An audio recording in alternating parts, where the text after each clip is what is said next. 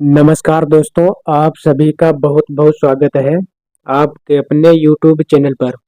कैसे हैं आप लोग? उम्मीद करता हूं बहुत ही अच्छे होंगे। आज के वीडियो में अध्ययन करेंगे हिंदी साहित्य की भ्रमित करने वाली रचनाओं का। तो आइए शुरू करते हैं बिना किसी देर किए हुए। पहली रचना दी है अपराजिता काव्य। इसे लिखा है रामेश्वर शुक्ल अंचल ने। अगली रचना दी है अपराजिता उपन्यास और इसे लिखा है चतुरसेन शास्त्री ने। अगली रचना दी है नीली झील कहानी। इसे लिखा है कमलेश्वर ने। अगली रचना दी है नीली झील एकांकी। इसे लिखा है धर्मवीर भारती ने। अर्धनारीश्वर उपन्यास। इस रचना को लिखा है विष्णु प्रभाकर ने। अगली रचना दी है अर्धनारीश्वर, यह निबंध है और इसको लिखा है दिनकर ने। अगली रचना दी है एक पति के नोट्स, यह उपन्यास है और इसको लिखा महेंद्र भल्ला ने। अगला है एक पत्नी के नोट्स, यह भी उपन्यास है और इसको लिखा है ममता कालिया ने। अगली रचना है एक कस्बे के नोट्स, यह उपन्यास है और इसको लिखा है नीलेश रघुवंशी ने। अगली रचना दी है त्रिशंकु, यह कथा संग्रह है और इसको लिखा है मन्नू भंडारी ने।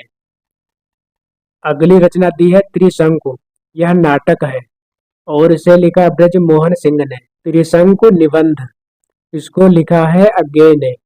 अगली रचना दी है अनित्य उपन्यास, इसको लिखा है मृदुला गर्ग ने। अगली रचना है अनित्य कहानी, इसको लिखा है बदी उज्जमा ने।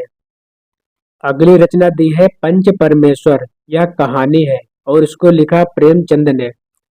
अगली रचना दी है पंच परमेश्वर कहानी और इसको लिखा है रंगे राघव ने। झूठा सच, यह उपन्यास है और इसको लिखा है यशपाल ने। अगली रचना दी है झूठा सच, यह निबंध है और इसको लिखा है सियाराम शरण गुप्त ने। काली आंधी, यह उपन्यास है और इसको लिखा है कमलेश्वर ने। अगली रचना दी है पीली आंधी, यह भी उपन्यास है और इसको लिखा है प्रभा खेतान ने। द्रौपदी प्रबंध काव्य, इसको लिखा है नरेंद्र शर्मा ने। अगली रचना दी है द्रौपदी उपन्यास, इसको लिखा है प्रतिभा राय ने। द्रौपदी नाटक, इसको लिखा है सुरेंद्र वर्मा ने। बांधो न नाव इस ठाव, यह उपन्यास है और इसको लिखा है उपेंद्र नाथ अस्क ने। अगली रचना दी है बांधो न नाव इस ठाव, यह काव्य है और इसको लिखा है निराला ने। सन्यासी उपन्यास, इसको लिखा है इलाचंद्र जोशी ने। अगली रचना दी है सन्यासी, यह नाटक है और इसको लिखा है लक्ष्मी नारायण मिश्र ने। अगली रचना दी है युवा सन्यासी, यह नाटक है और इसको लिखा है कैलाश वाजपेयी ने। अगली रचना दी है उर्वशी, यह काव्य है और इसको लिखा है प्रसाद यानी जयशंकर प्रसाद ने। अगली रचना है उर्वशी काव्य, इसको लिखा है दिनकर ने। रश्मि, यह भी काव्य है और इसको लिखा है महादेवी वर्मा ने। अगली रचना दी है रश्मरथी, यह काव्य है और इसको लिखा है दिनकर ने। अगली रचना दी है पिता, यह कहानी है और इसको लिखा है ज्ञान रंजन ने। अगली रचना दी है पिता कहानी, इसको लिखा है महीप सिंह ने। पिता कहानी और इसको लिखा है धीरेन्द्र अस्थाना ने। केवल पिता, यह कहानी है और उसको लिखा है सेवाराम यात्री ने। अगली रचना है पिता दर पिता, यह भी कहानी है और उसको लिखा है रमेश बच्ची ने। अगली रचना है दीप शिखा, यह काव्य है और इसको लिखा है महादेवी ने। अगली रचना दी है दीप शिखा नाटक, इसको लिखा है रेवती शरण शर्मा ने। मुक्ति पथ नाटक, इसको लिखा है उदय शंकर भट्ट ने। मुक्ति पथ, यह उपन्यास है और इसको लिखा है इलाचंद्र जोशी ने। मुक्ति पथ, यह भी उपन्यास है और इसको लिखा है अभय मौर्य ने। मुक्ति पर्व, यह भी उपन्यास है और इसको लिखा है मोहनदास नैमिष राय ने। अगली रचना दी है मुक्ति प्रसंग, यह काव्य है और इसको लिखा है राजकमल चौधरी ने। अगली रचना दी है मम अरण्य, यह उपन्यास है और इसको लिखा है सुधाकर अदीब ने। अगली रचना दी है अंतिम अरण्य। यह भी उपन्यास है और इसको लिखा है निर्मल वर्मा ने।